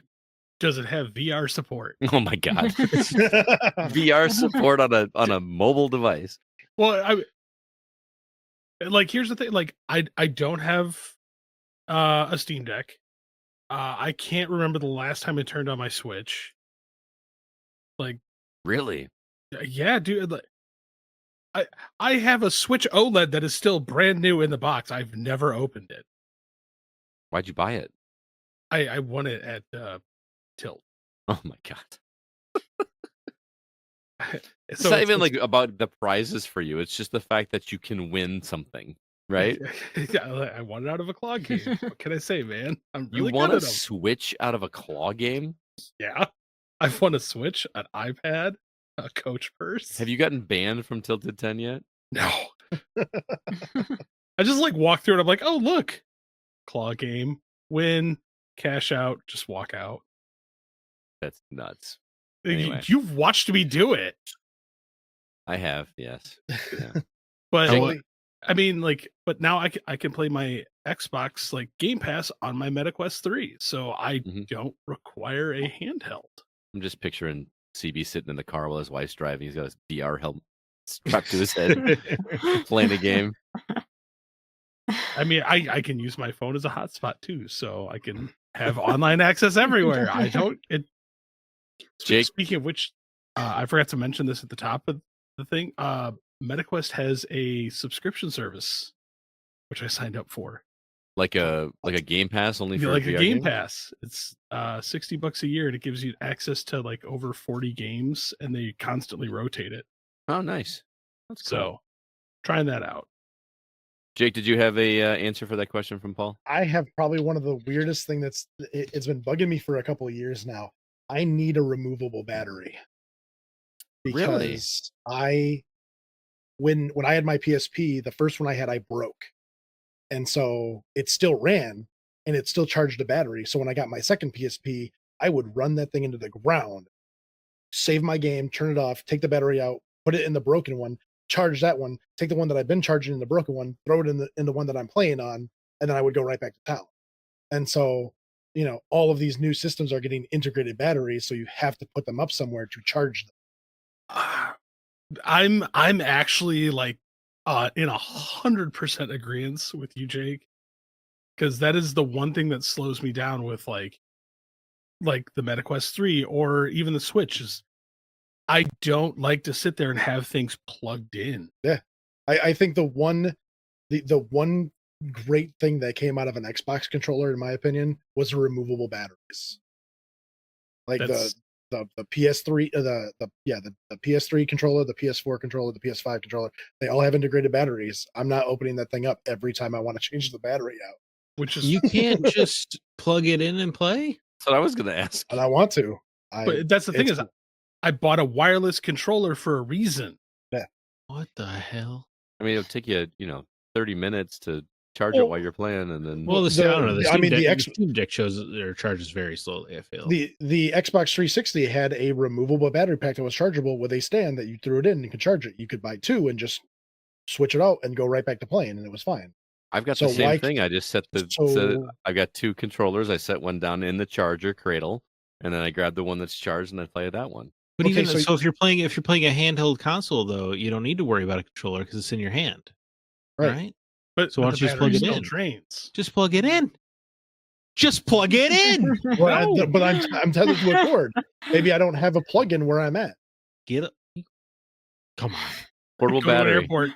How many times have you gone to an airport and you're fighting over the one plug on the wall? That's why I bring a portable battery. You get an extension cord? I don't know, man. It seems like a very solvable problem. My 3DS died on a plane while I was playing Soul Silver. I was angry. Jacob just comes into the airport with a wad of a roll of extension cable. Like an industrial extension cable. He's got a spool. Looking at the guy next to me, how hard are you going to make this on me? Like, am I going to have to walk? I think at that point in time, just start bringing like a power strip and just be like, we can share, folks. I was going to say, you could be somebody's best friend at an airport. Yeah. I was say the power strip, you really could make some friends. Yeah. Why have I never thought of that? Just have like you could be it the doesn't power take up strip that guy. much space in your bag. Yeah. $5 to plug in. Monetize. You got a need. No, that's well. What an American viewpoint. No dongle Gunderson. Like that money. Let's go on to our next question. Alyssa, why don't you take this one? Okay, over on Discord, Jockey-san asks, what are your thoughts on buying video games digitally? Do you get them when they are new and really want to support the developers, or do you wait later on when they're on a sale? Personally, I don't have a problem buying games digitally. Save space physically. And oftentimes you can find digital games on sale faster than you can physical games. Not always the case, but I usually wait though, unless it's a game I'm super anticipating. I'll wait for a sale because I don't make that much money. Mhm. So I need games to be on sale. So I usually don't pay full price. I usually wait for a sale before I buy a game digitally. I pay full price for a game when it's something that's really big that I'm really excited for. Zelda. Or if it is a indie developer that I really want to support. If it's something I'm just like on the fence, I wait for a sale. I mean, we all have backlogs, right? Like I've got yeah. I probably have the biggest backlog of anybody in this room right now. I always have something to play. Well, that's not true. CB. You aren't even in the ballpark, son. Yeah. What about you, Zach? I know you're a digital guy, or you're a physical guy, rather. I say, I don't think I've bought a single full price digital game. Oh, really? Like not a $60 or $70 game. Oh, like you bought indies or something like that. Yeah, like I'm more than happy to buy indie games at full price, of course. Yeah, there's no usually there's no way to get a physical version anyway. Mm-hmm. Unless you wait around for a limited run. In that case, like Tales of Iron, I was perfectly happy to pay $25 for a great little rat game, murder game. Rat murder game. But there is certainly something mental where I just can't yet stomach paying $60, $70 for a digital game. There's something I need that disc to feel like it's removed at any point. Right. Yeah. It's also just, I don't know, it's such a big number to not feel like I got it. I need that tangible thing to make it feel like I actually got something, I guess. Yeah. And I do like using my space to have a library of video games. Makes you feel good. Jake, I don't even know where you land on the digital versus physical thing. It depends on the game.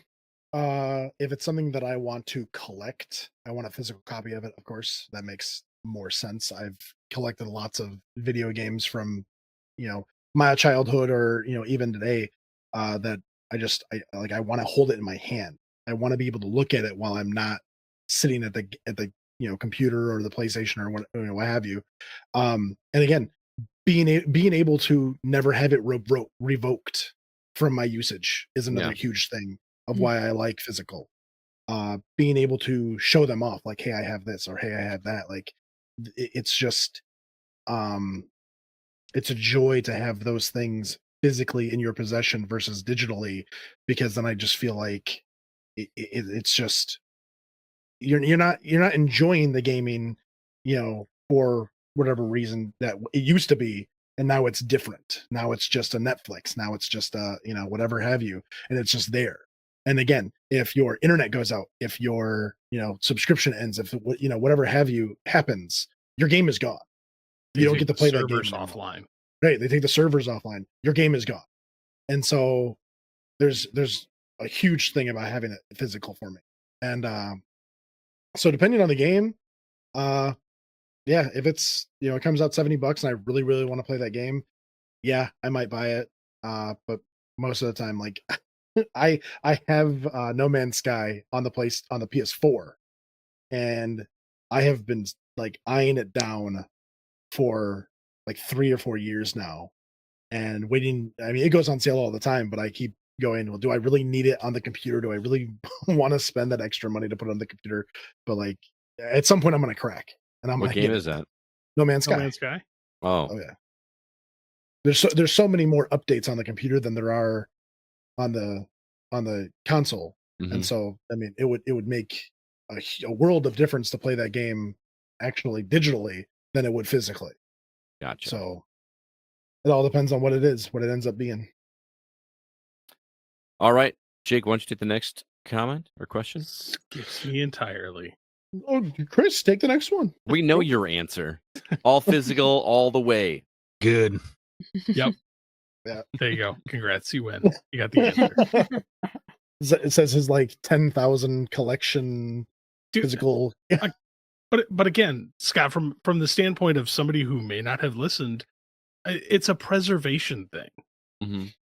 That's a good So, point too. I mean, plain and simple. Like, I now have a small section in the game room of games that I have physical copies of that you can't play anymore because they were just like, nope, delist them. Mm-hmm. I mean, Concord was the most recent ad, but Yeah. Oh, Concord.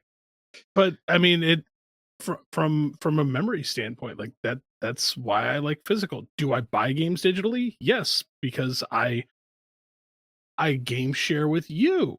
Mm-hmm. However, some of those games I may have still gone and bought a physical version. Yeah. But You I buy mean, Star Wars Outlaws physically? yeah, I did. Yeah.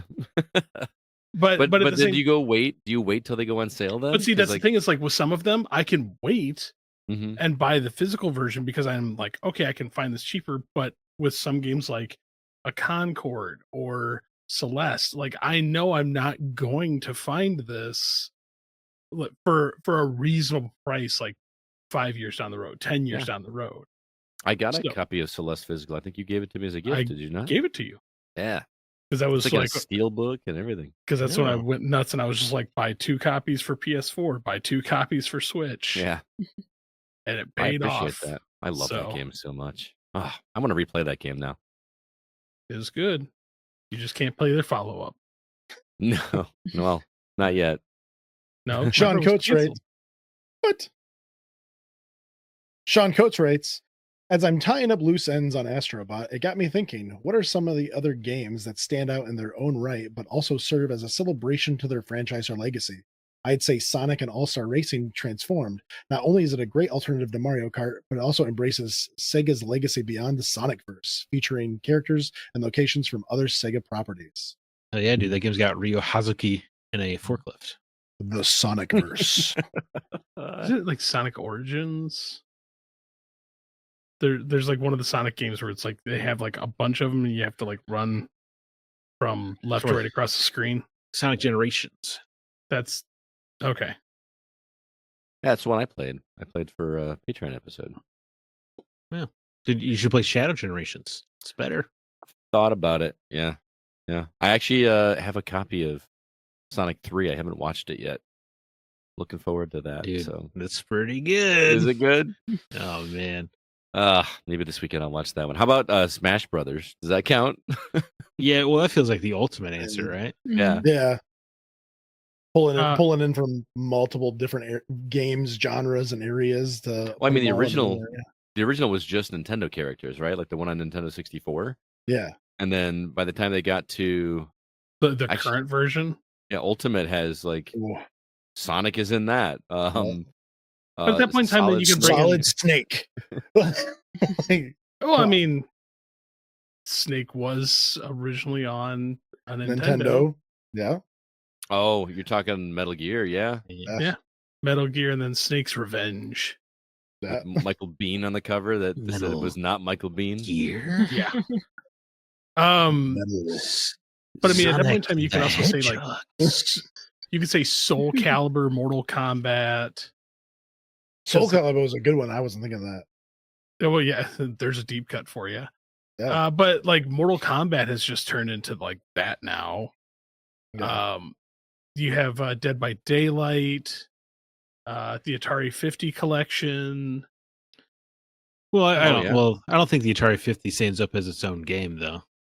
Well, the one that I know, I remember, and Zach and I have talked about this before, but Game Room. Oh yeah, the 360. Yeah, that's cool. I mean, it's neat. I am still pissed that Microsoft didn't continue with that. That was like one of my favorite little things. Be like because that was like the first time like you could invite your friends into your game room and be like, play the games that I've unlocked. Right, you can like decorate it or arrange it, and you could get like Atari games for like $2 a pop or whatever. Yeah, cool. I bought almost every single one of them. Yeah, and I am not surprised to hear that. Yeah, that's why you can't buy digital, man. They'll get you. And yeah, like I got burned on that one, and I loved it because it had the original arcade cabinet artwork. Mm-hmm. So I mean, that was a beautiful thing, and I'm still mad that they got rid of it. Can we bring that stuff back? Like that's just a cool idea. Social aspect of it. It's like a better time than ever, really. Could you imagine like your avatar standing in front of an arcade cabinet playing a game, and then like your buddy standing next to you watching you, and like just comes and puts a quarter on the Dude, it was you could essentially do that. Yeah, but it was fun because like if you could like you'd go in there and play on your own, but it would have your friends' avatars just walking around, but it would have like a little asterisk next to them if they're actually online. So that's like cool. You could just be like, oh look, like Scott's in here playing some of my games. This is really cool. So they didn't have to pay for the games in your library. They could just come into yours and play them. I paid for the rights for them. Like that was the coolest thing about it. Yeah, that would never fly nowadays. Yeah, no. I'm gonna say Dissidia is a good one of this. If you ever played Dissidia, the Final Fantasy fighting game, specifically Duodecim on the PSP was awesome. Played the hell out of that game. That one had lightning. She was fresh at the time. She was cool. But it's like all the protagonists fighting and then all the antagonists. They had like a little story mode. That's where I learned it was pronounced Zidane, not Zidane, as I had pronounced it my whole life. Yeah, that was cool. That was really cool because characters that had never had a voice before had one. Mm-hmm. That was pretty neat. Yeah, those games were great. What about Kingdom Hearts? Oh yeah. Yeah, I guess that is true. Starring right? Disney. Yeah. Final Fantasy. Celebrating two legacies while also being its own thing. Yeah, that's a very good point. Do you think that's a good game, though, Scott? I didn't personally like it. I tried the first one and I got really annoyed with the combat. I played 3. I think I finished 3. It's really weird. That's a wild way to go about that franchise. Well, yeah.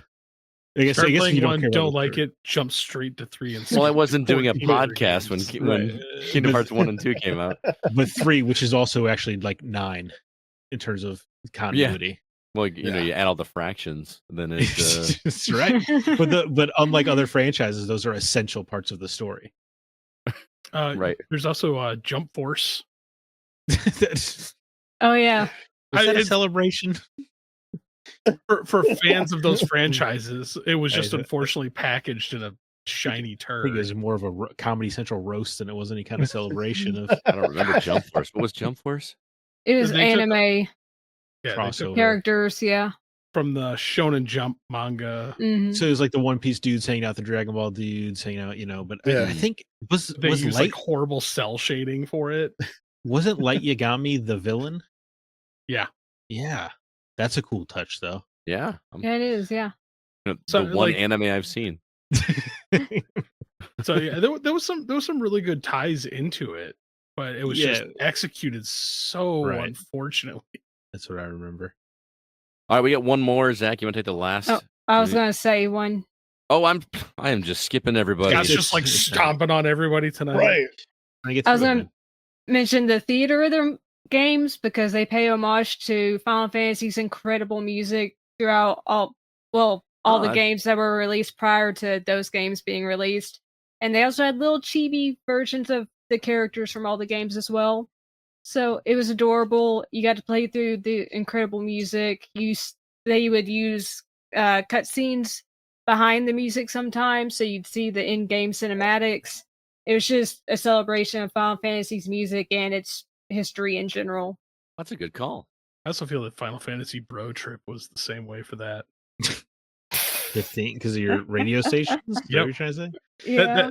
I don't care what number it is. It's always going to be Final Fantasy Bro Trip. Yeah, well, that game gets a whole extra point because you can listen to Nier music on the radio. Drew Ross writes in, with tariffs to affect electronic costs going forward, will this change your gaming habits when prices go up? So we know this crisis was averted. Right. Well, at least for 30 days. Yeah. So, I mean, yes, it would affect. I mean, the jump from $60 to $70 already has affected my purchasing habits, Mm-hmm. and that's only $10, and that's really them keeping up with inflation, and so you can't really fault them. But however, my dollar does not stretch as far as it did, 10 years ago. You got to go to Walmart. What about it? What? You buy new games at Walmart, they're $10 cheaper. Oh, I forgot about But that. they're not selling games anymore, or I mean, yes, they are. Oh, yeah, they are. Oh, they are. I thought they were getting rid of them. No, it's Best Buy and Target that are like, no, we're not going to. Walmart's like, fine, because Walmart now. Walmart is all aboard the physical train right now because they just got they now do releases for like Scream and Arrow for movies. Oh, that's cool. So I just went to Walmart the other day and I was like, oh look, Scream Factory releases. Thank you. Oh, you mean Shout Factory? No, Scream. Well, there's Shout Factory and then Scream Factory is the horror division. You're right. Yeah. You're right. I stand corrected. So like I was surprised by that. I walked by and I'm like, are those Scream Factory like Steelbook editions? Dude, Arrow's cool. Arrow's got a lot of cool stuff. I know. But anyway, that's the thing. So anyway, yes, it would affect my decisions. Sorry.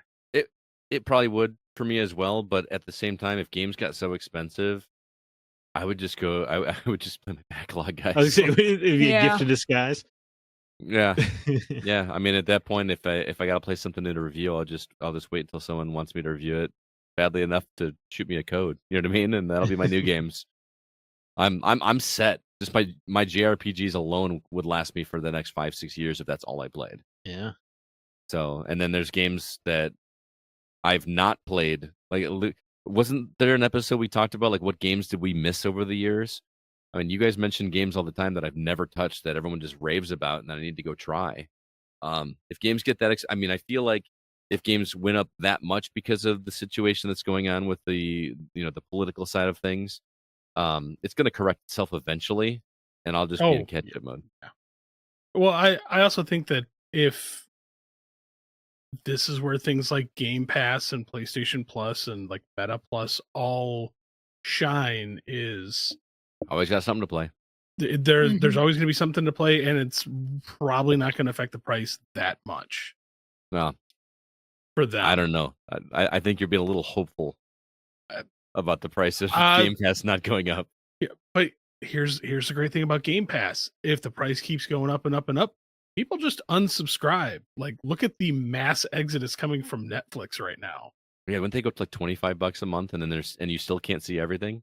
Yeah, you can't see everything, and there's ads. And like I was just like, nope, I'm done with Netflix. The moment they threw ads on there, I was like, gone. Yeah. Don't pay, especially when there's so many services and some people subscribe to more than one. Yeah. Or again, the nice thing is physical. Yeah, be like, I can rewatch because Netflix doesn't update their stuff that often. So they got like the 10 new movies that they put out once a quarter. And but for horror movies, you got Shudder. There's Hulu, Disney Plus. Now that they have like Max and Hulu tied into it, is a lot better. Yeah, we're not wanting for media to consume. Right. Yeah, there's going to always be something to watch. There's going to be something always to play. There's going to be something always to read. You know what I mean? There's just reading. How old fashioned.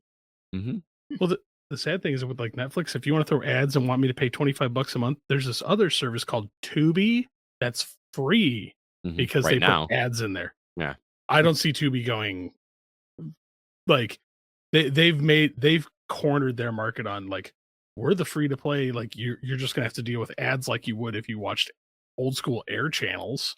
Right. We're just going back to the wheel. Yeah. Just like everyone's like, man, I wish we could just have like subscriptions for this, and then we get them, and then everyone's like, can't we just go back to everything? No, because the problem is it was a good idea, and then they're like, no, we're gonna find a way to ruin it. Yeah. That's pretty much. Yeah, but I'm also not paying like $80 a month for DirecTV to also have ads with Tubi. So, That's a good point. Yeah. but I'm confused. I pay like what $15.50 a month for Netflix and don't have ads. I don't understand what's it's changing. happening. Yeah, it hasn't changed yet, but they announced it's. I think it's like next month or the following month. Like you're gonna start being locked out of like certain movies and TV series. Oh, at the middle tiers. Mm. Because Yeah. that's what. Because I know they have like the 4K tier or whatever. That's more. There's I don't the do top. that. They're restructuring. There's the top tier, the middle tier, and then the lowest tier. Yeah. Okay. Anyway, And- this isn't a Netflix podcast, I guess. Yeah. I can ask about this off the air. But at the same time, what are you talking about? DirecTV, Tubi, I can just watch on my phone. I watch Tubi on my shelf every night. She's so pretty. Alyssa, did you get a chance to respond there? I don't want to. I mean, yeah, I don't want to step on anyone's toes here, but I mean, I don't buy games that often anyway, so it wouldn't really affect my game purchasing because I don't buy them a lot in the first place. But I mean, if they did go up in price, I'd be buying them less. Mhm. So it's pretty much same as you guys. Did I miss anybody? I don't think so. I guess you did. I forgot about him too. on the last one too. Thanks, I appreciate that. But in short, no. Not that I'm, going out and buying like every new game out there and whatnot. But I mean, if I buy 1 or 2 new games like every 4 months, it's not going to really affect it that much. I'm not going to care. I'd still buy them because I want the game. Like, right. if I'm willing you'll to make go out of my way. sacrifices elsewhere. You know what I mean? If it's a game you really want, right? Yeah. And no, I won't make any sacrifices. I don't do sacrifices. He just cranks out some more internet content of himself. Right. What the hell did you? What? Oh, Only Get on my- flaps. yeah. Only flaps. Get on my OnlyFeed account and Oh man. Hit the link, I guess. look at him toenails. Ugh. You know, I don't pat ourselves on the back very often, but we got through a directly political topic without getting political. Yeah, You know, I'm just saying that counts for something these days. it does. I feel like that is something that a lot of people do not have the ability to do, Yeah. at least on Hey. social media. It's been our core, man. Like we don't do it. Yep. You can have a perfectly good conversation without going political. Absolutely. Oh, Thanks to and, everybody. Going back to Sean Coates' comment real quick. Whatever PlayStation was doing like 10 years ago with their ads, they need to start doing it again. Oh, All of those ads felt so good. Oh, like the bar ads were like everybody's in the bar. Oh yeah. you know what's Everyone- a severely underrated celebration of legacy? PlayStation All Stars Battle Royale. That game kicked ass. It was better than Smash Brothers, and I mean it. Sure. Way better.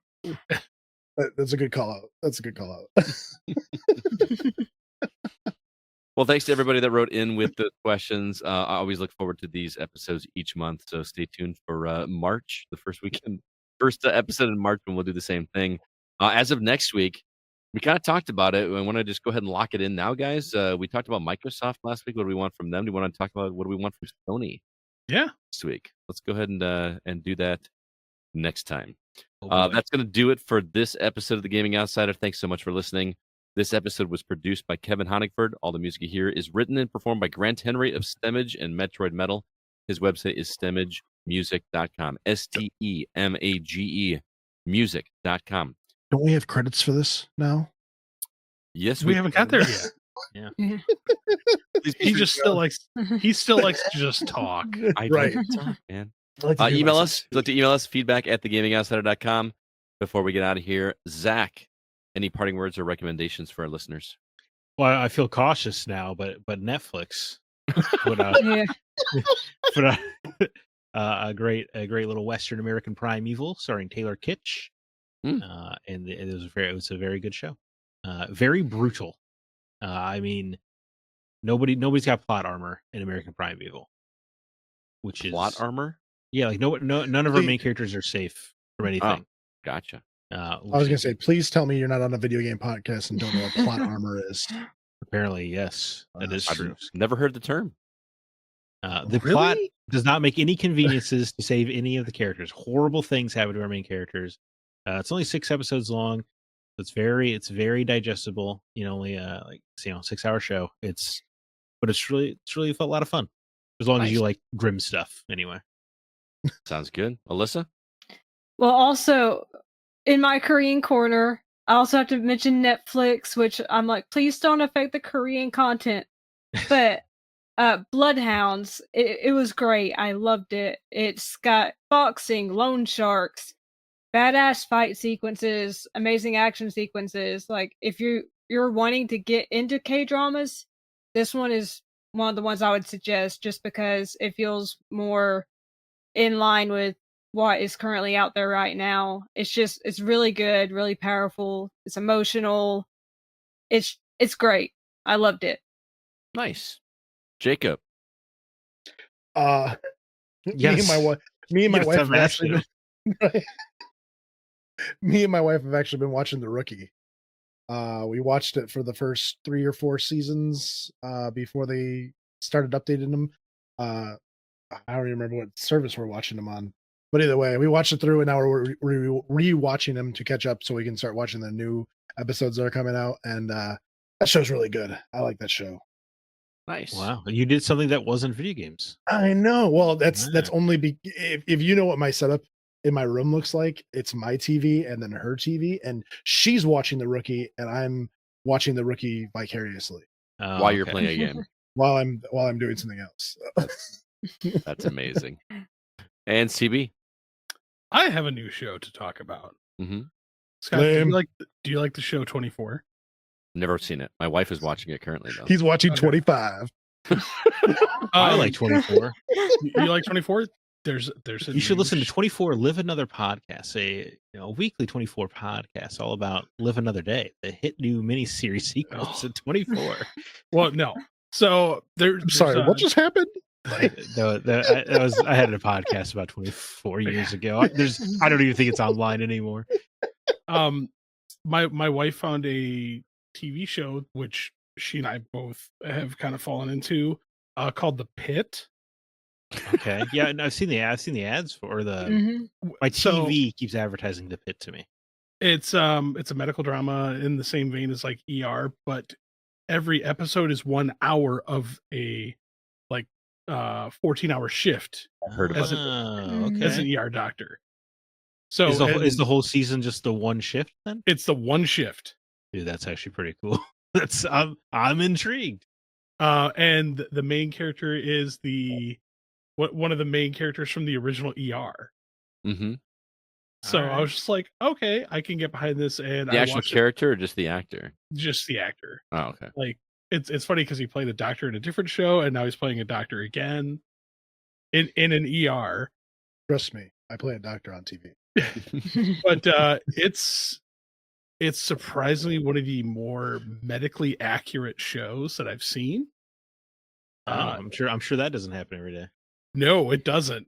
Like there's a couple mini things that I watch on YouTube where like doctors break down like how bad TV shows are, and they're all on board. Like this is probably the closest we've seen to a legit medical drama that like actually like fact checks themselves. Well, did you say the stuff in House was accurate? There are some, but the problem is there are no pathology departments that function like that. Mm-hmm. Like after the first episode, he would have been fired. Yeah. But the actual like treatments and like certain things that they do for some of those like rare medical cases, like those actually exist. Interesting. But Tim Pollan says Noah Wiley. But he and his wife are watching as well. Dude, it's really good. Yeah. So nice. I would give it a whirl. It's on Max. My wife and I are in season 4 of House. That season premiere was awesome. I don't know if you remember the episode, but it's the one where it opens with a girl that's in a building when it explodes. Mm-hmm. And it's like the boyfriend is, trying to do what he can to keep her alive and the mom and all that. And there's a killer twist at the end of that episode, but awesome. I got a recommendation as well. Apparently, we're all doing movies and TV shows this week. Aaron Peterson over at the Hollywood Outsider invited me to review a film with him. As you guys know, I do a Packers podcast called Packers Fan Podcast, and this movie is called Green and Gold. So it's obviously very Green Bay Packers charged. It is Coach. Why can't I think of his name? Lombardi. No, the comedy show with Coach from like the 80s. The actor that plays Coach. My God, why can't I think? Craig T. Nelson. Craig T. Nelson plays a farmer in Wisconsin, and he refuses to update his to modern stuff, and he's about to get overtaken by the bank that owns the farm. So the banker jokingly says, "Hey, tell you what, if the Packers make it all the way to the Super Bowl and win it, I'll give you a 1-year extension on your loan, and if they don't, then you owe all the money tomorrow." And it's on the surface, it sounds like it's a funny movie, but it is totally a drama, absolutely a drama, and it actually doesn't even focus around just him. His granddaughter is an aspiring musician that is also running the farm with her, and it's a very, very touching story. Yes, it has football in it, but it is not a football movie. Really, really highly recommended. It's a good watch. It's really funny because the movie is sponsored by Culver's. So there's Culver's wrappers like on the dash. Yeah, it was pretty cool. Oh, and Charlie Barron's is in the movie. If you're a Packer fan, you probably know who that is. He's a comedian that does YouTube videos about the Packers, and he's really funny. But he plays a serious, he's just like the radio announcer, but he has a really serious moment, and it's in theaters right now, so you won't be able to stream it for a while. But Green and Gold, cannot recommend that enough. It was a very fun surprise. It's not what I expected, and I really liked it. So, all right, thank you to CB, Alyssa, Jake, and Zach for joining me. It was a blast as You're always. To skip over me again? He said Jake. Didn't I say Jake? I could swear he did. Oh no, for a recommendation. No, he recommended the rookie. I was rookie. screwing with it. I was screwing with him. Nathan Fillion. Thank you to everybody that joined in on the live chat. If you guys are hearing this episode and you haven't done so yet, come join us on YouTube or Twitch or Facebook, and you can watch this live and come join in the conversation. It'd be a lot of fun. But until next week, I'm Scott Clark with Zach Parkerson, Jacob Gunderson, Alyssa White, and Chris Behrensmeyer, and we are the Gaming Outsider. And remember, there's no such thing as a bad game, just games that aren't for you.